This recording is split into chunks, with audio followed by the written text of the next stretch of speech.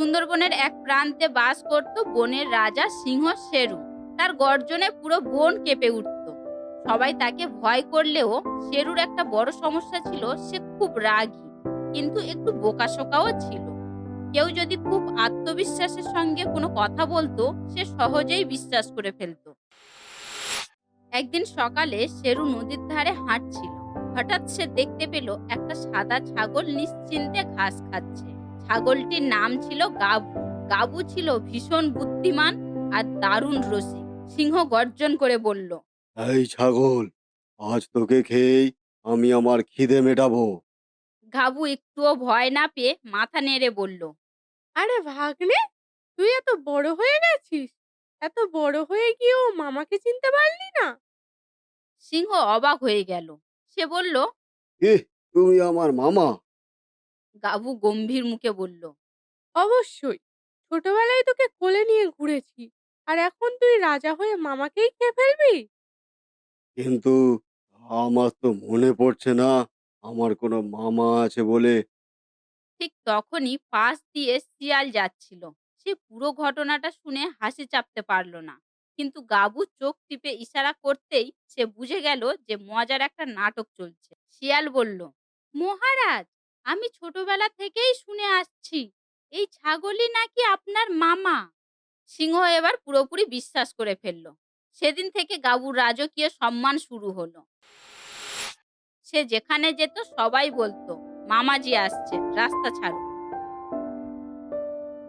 বানররা গাছ থেকে ফল পেড়ে এনে দিত, হরিণেরা নরম ঘাস এনে দিত, এমনকি হাতিও তাকে নদী পার করে দিত। একদিন হায়না সন্দেহ করে বলল, একটা ছাগল আবার সিংহের মামা হয় নাকি? হয় না? তাহলে রাজা নিজেই কেন আমাকে মামা বলে ডাকে? হায়না সেখান থেকে চলে গেল সিংহের কাছে। তার কাছে গিয়ে বলল, মহারাজ, সত্যিই উনি আপনার মামা তো? হ্যাঁ, আমার মনে নেই, কিন্তু উনি বলছেন উনি আমার মামা। আর আবার তার সাক্ষী দিয়েছে শেয়াল। হায়না আর কিছু বলল না, সেখান থেকে চলে গেল। কিছুদিন পর বন জুড়ে মামা উৎসব ঘোষণা করা হলো। সবাই গাবুর জন্য উপহার আনলো। বানর দিল কলা, হাতি দিল আখ, ভালুক দিল মধু, আর খরগোশ দিল গাজর। গাবু হেসে বলল, দেখেছো? মামা হওয়ারও কত সুবিধা!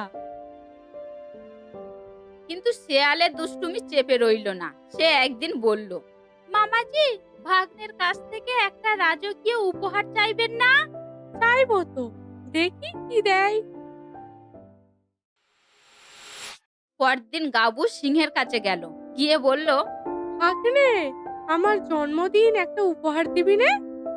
যা চাইবেন তাই দেব। আজ থেকে এই বন জুড়ে কোনো প্রাণী কাউকে অকারণে ভয় দেখাবে না।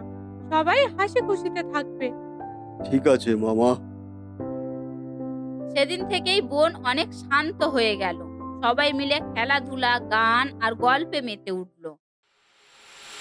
কিন্তু একদিন সত্যিটা ফাঁস হয়ে গেল। একটি টিয়া পাখি সব শুনে ফেলেছিল।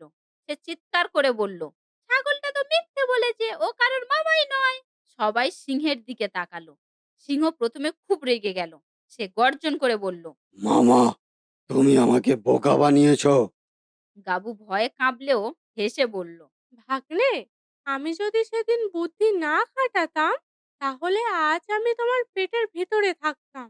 আর দেখো, আমার এই ছোট্ট মিথ্যেতে পুরো বন কেমন হাসতে শিখেছে। সব প্রাণী খুব আনন্দিত হলো। সিংহ একটু ভেবে হো হো করে হাসতে লাগলো। ঠিকই বলেছো। তুমি সত্যিকারের মামা না হলেও তুমি বুদ্ধিতে আমার মামা। তারপর থেকে গাবুকে কেউ আর ছাগল বলে ডাকতো না। সবাই তাকে ডাকতো মামাজি গাবু বলে।